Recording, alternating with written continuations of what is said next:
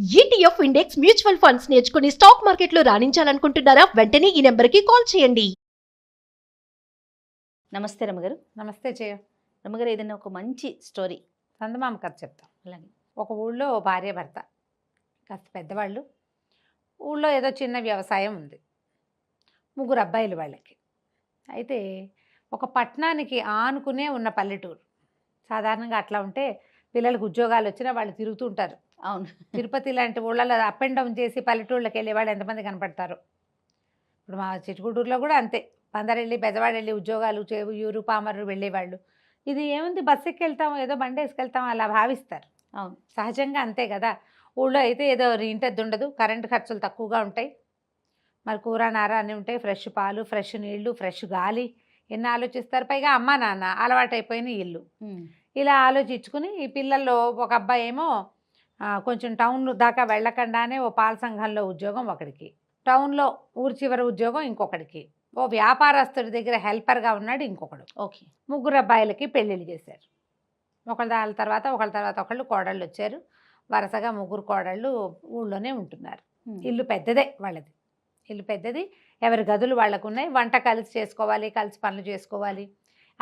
మా అత్త మామ ఏం చేసేవాళ్ళు, ఇంట్లో సవరించడానికి ఆడపిల్లలు ఉన్నారు కదా కోడళ్ళు. సాయంకాలం 4 దాటంగానే మెల్లిగా ఇద్దరు లేచి ఫలహారం చేసి గుళ్ళోకి పోయేవాళ్ళు. గుళ్ళో సాయంకాలం దేవుడి దర్శనం చేసుకుని స్నేహితులతో వాళ్ళతో వెళ్తూ మాట్లాడుకుని పురాణ శ్రవణం చేసి హారతి అందుకుని 7 గంటలు దాటాక కొడుకులు కూడా అప్పుడే టౌన్ నుంచి పట్టణం నుంచి వస్తుంటే వాళ్ళ ముగ్గురితో కలిసి వీళ్ళిద్దరు కూడా ఇంటికి నడిచి వచ్చేవాళ్ళు.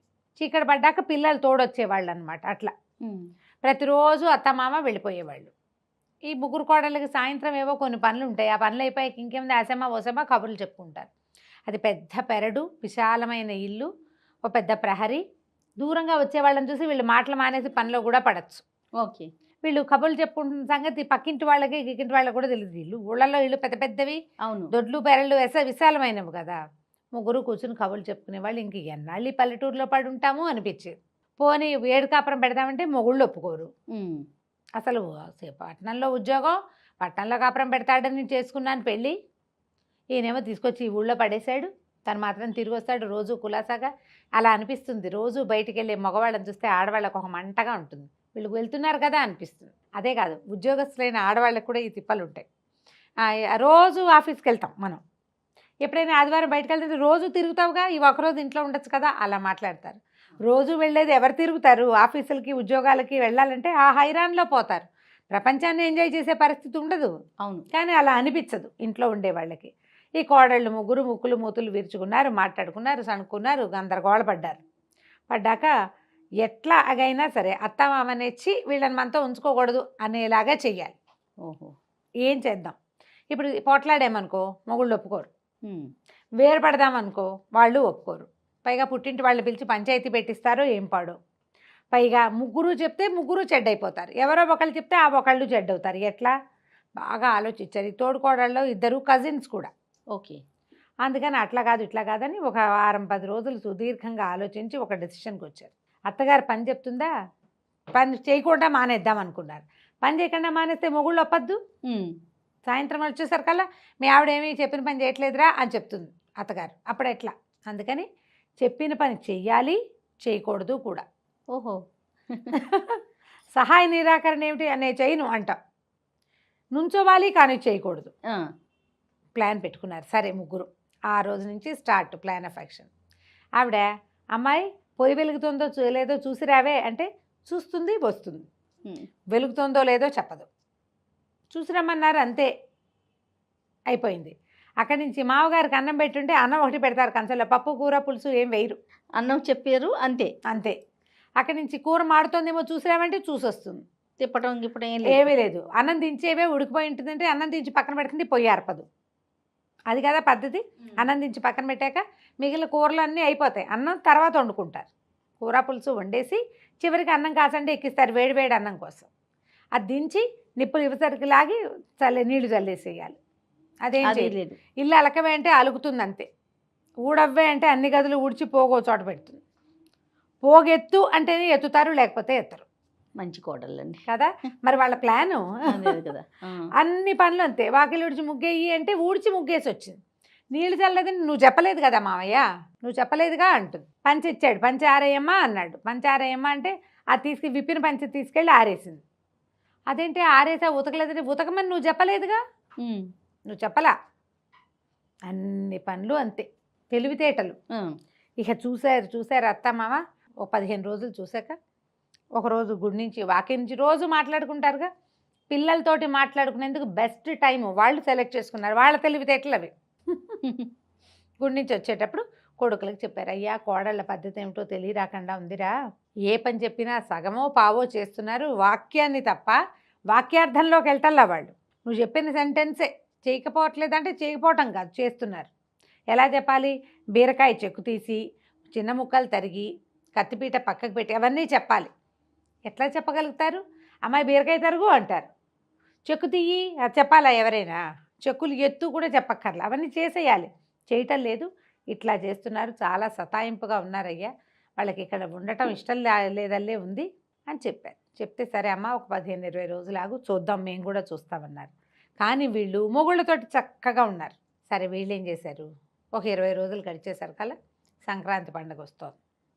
పండగకి 10 రోజుల ముందే భర్త అడిగాడు పెద్ద కోడల్ని, ఏమే నీకేం కావాలి, నీకేదంటే ఇష్టం పండక్కి అన్నాడు.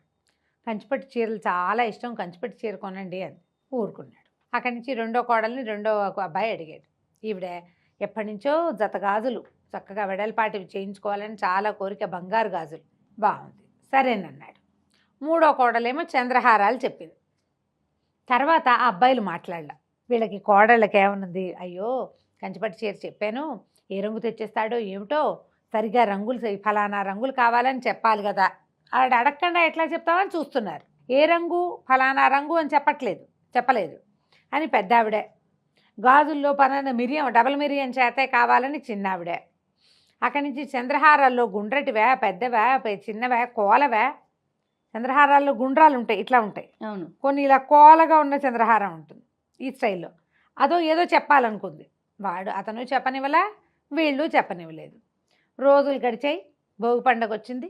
పండగ రోజు భర్త ఏవో సామాన్లు తెచ్చి అందించాడు, లోపల పెట్టండి. ఇంకేనేమిది పట్టు చీరే తెచ్చాడు. ఊడదీసి చూడలా, బాక్సులు లోపల పెట్టారు. అక్కడి నుంచి పండగ పొద్దున్నే దేవుళ్ళకి పెట్టుకుంటారు కదా, సామాన్లన్నీ పట్టుకురండి అన్నారు. ముగ్గురు పట్టుకొచ్చాక పెద్ద అబ్బాయి ఆ చీర పుచ్చుకెళ్ళి వాళ్ళ అమ్మకి, అమ్మ నీ కోడలికి చాలా ఇష్టంట, కట్టుకోవే అని కంచిపట్టు చీర చేతిలో పెట్టాడు. ఇమ్మాయి నిర్ఘాంతపోయింది, నాకు ఇష్టమని చెప్పా కానీ అత్తగారికి ఇమ్మని చెప్పానా నేను అంది. నువ్వు నాకు చెప్పలేదు కదా, నీకు ఇష్టమని చెప్పావు, నీకే కావాలని నువ్వు నాకు చెప్పలేదుగా, నీకు ఇష్టమైంది మా అమ్మకి ఇచ్చాను. రెండో కొడుకు వచ్చి గాజులు తొడిగాడు అమ్మకి. మూడో కొడుకు వచ్చి మెళ్ళో చంద్రహారం వేశాడు. మీకేమి ఇష్టమో చెప్పారు, మీకే కావాలని మీరు చెప్పలా, సరిపోయింది కదా. అత్తగారు పట్టు చీరతే కట్టుకుంది, కట్టుకోలేదులే ఒళ్ళో పెట్టుకుంది. సరే అక్కడి నుంచి జత గాజులు ఇంతంత లావు డబల్ మిరియన్ చేత త్రిబుల్ మిరియన్ చేత వేసుకుంది. చంద్రహారాలు ఆవిడ మెళ్ళలో ఉన్నాయి.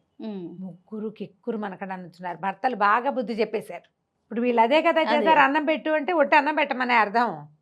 తెలివితేటలు చూపించారు, వాళ్ళు చూపించారు. ముగ్గురు బిక్కమొహాలు వేసుకున్నారు, ఒకళ్ళ వంక ఒకళ్ళు చూసుకున్నారు, తేలికుట్టిన దొంగల్లాగా అయ్యారు. ఇప్పుడు సారీ చెప్పాలి ఎవరికి, అత్తగారికి. నిశ్శబ్దంగా వచ్చి ఆవిడ కాళ్ళ మీద పడ్డారు. మమ్మల్ని క్షమించండి, ఇక్కడి నుంచి వెళ్ళిపోవాలండి, పల్లెటూరు కాపురం వద్దని ఇలా చేసాము అంతే, మేము ఆలోచించుకుని చేసిందే, మమ్మల్ని క్షమించండి అంటే ఆవిడందే, అమ్మాయి మీ ఉద్దేశం నాకు అర్థమైందమ్మా, లోపల ఉన్నది బయటికి చెప్పాలి. ఇప్పుడు చూడండి హాయిగా కులాసాగా నలుగురం ఓ చోటనో, ఇంత విశాలమైన పెరడు, ఇంత హాయిగా గాలి, కాయ కసురు, సొంతంగా పనిచేసుకోవటం, నలుగురు కలిసి ఉండటం, కలిసి పండగపూట అన్నం తింటం ఉంది. వేరే వేరే ఇళ్లలో ఉంటే అది ఎట్లా కుదురుతుంది? పిల్లలు పుట్టి వాళ్ళకి బళ్ళో వేసే నాటికి అప్పుడు పట్టణాల్లో కాపురాలు పెడుదురు కానీ నిండర్రా, మీ వస్తువులు మీరు తీసుకోండి, ఇవన్నీ నాకెందుకు ముసలిదాన్ని అని ఆవిడ పట్టు చీర పెద్ద కోడలికి, గాజులు చిన్న కోడలికి, చంద్రహారం మూడో కోడలికి తీసిచ్చి వస్తువులు వేసుకుని మొగుళ్ళ దగ్గరికి వెళ్ళి సారీ చెప్పుకున్నారు. ఆ తర్వాత ఇంకా ఎప్పుడు వాళ్ళు ఈ తెలివితేటలు చూపించలేదు. కథ కంచికి మనం ఇంటికి. చాలా బాగుంది రమ్మగారు, క్యూట్గా ఉంది. చాలా చాలా. నమస్తే. నమస్తే.